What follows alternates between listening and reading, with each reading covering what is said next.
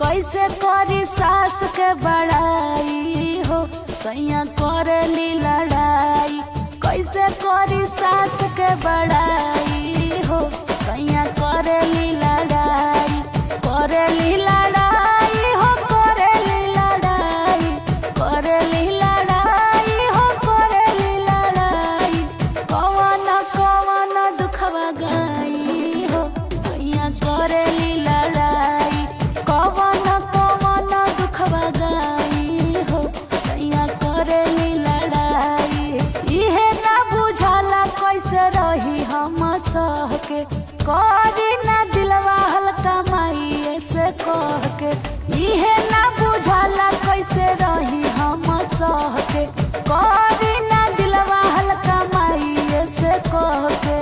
ननदी मिलल हरा जाई हो कैसे करी हम बड़ाई। कवन कवन दुखवा गाई हो सैया करेली लड़ाई। कबो भैया कटनी कहस कबो बाप कटनी। कबो भैया कटनी कहस कबो बाप कटनी। हमारा के कहेली चोटनी हो कैसे करी हम बड़ाई।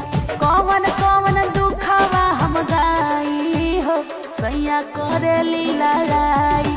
कवन कवन दुखवा हम गाई हो सैया करेली